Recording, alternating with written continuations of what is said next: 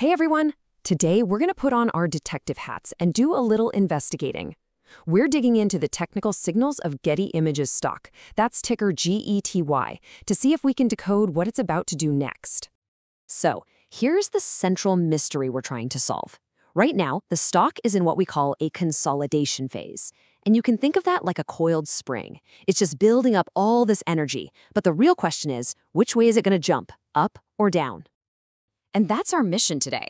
We're going to treat this like a crime scene investigation, looking at all the evidence, piece by piece, to build a solid case for what's most likely to happen next. Okay, first things first, we've got to survey the scene. Before we get into the nitty-gritty, we need to get a feel for the stock's overall personality. Is this stock a wild card prone to big swings, or is it more of a quiet, steady player? And our first piece of evidence for that is its beta score. Think of beta as a stock's personality, really. A high beta means it has bigger mood swings than the market, while a low beta, well, that suggests it's much more calm and collected. And Getty's beta is, wow, it's incredibly low, just 0.105. So what does that mean? It means this stock doesn't really get rattled by the market's day-to-day drama. It's what analysts call a defensive stock. And that is our first major clue about its character. But here's where it gets interesting. While its personality is calm, a whole bunch of other signals are starting to point in the same direction. We're seeing a pretty solid trend forming. One where the upward pressure from buyers is just completely overpowering the downward pressure from sellers. It's also looking a bit oversold. All these clues together suggest this quiet period might just be the calm before a bullish storm. So let's move on to our second clue. To really get what's going on under the surface, you've got to follow the money. So what are the big players, the so-called smart money? What are they doing? Are they quietly buying shares, or are they trying to get out? And this is where our mystery really deepens, because the clues are contradictory. On one hand, the short-term signals hint at some recent selling, but when you zoom out and look at the long-term picture, you see persistent buying. And whenever you find conflicting clues like this, it usually means something really important is happening just beneath the surface. And when we dig a little deeper, wow, the evidence is compelling. The relative volume is at a staggering 39. That means the trading activity has been, well, it's been off the charts. A quiet, defensive stock doesn't suddenly get this much attention without a very good reason. Someone is clearly very interested in this stock right now. And the proof is right here in the numbers. The recent growth in trading volume is almost 190%.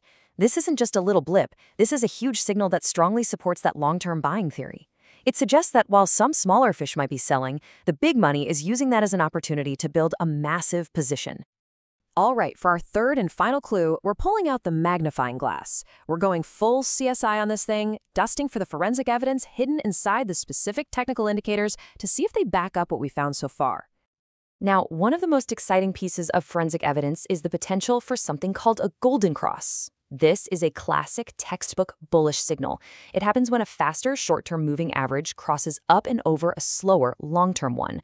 And our data shows they are getting very, very close, telling us a big positive shift could be right around the corner. But, it's not a slam dunk just yet. The short-term evidence is still a bit of a mixed bag. Some indicators have a slight downward pull, others are just neutral, and some are actually starting to look better.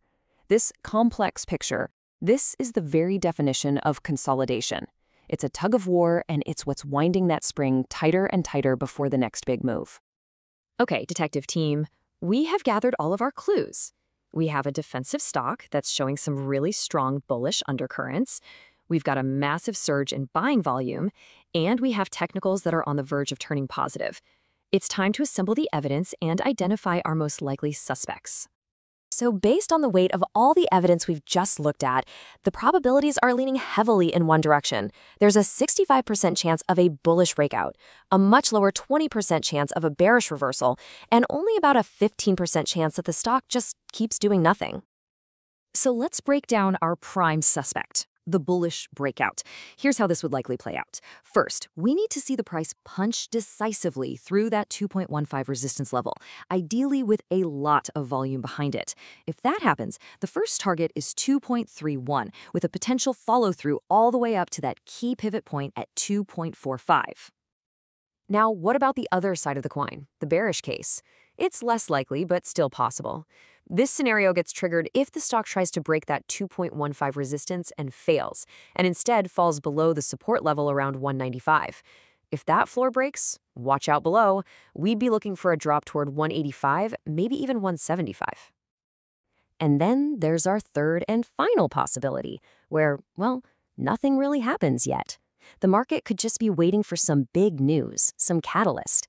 In that case, the stock would just continue its sideways chop, stuck in limbo between roughly 195 and 220 until a clearer signal finally emerges. So we've pretty much cracked the case for GETE. But beyond just this one stock, what does this whole investigation really teach us about how to look at any stock? Here's the most important thing to remember. Technical analysis isn't a crystal ball. It's detective work. It's about building a case by piecing together clues. And sometimes, the most confusing clues, like that weird contradiction we saw in the volume, are the most revealing ones. The goal isn't to be 100% right all the time. It's to find the scenarios where the odds and the risk versus reward are stacked in your favor. And in this case, the evidence points to a very favorable setup for a potential bullish move. So we can close our case file on GETY for now. But the real takeaway question is for you. After seeing how we pieced together evidence from the trend, from the volume, and from the technicals, what stories are the other stocks you're watching trying to tell you?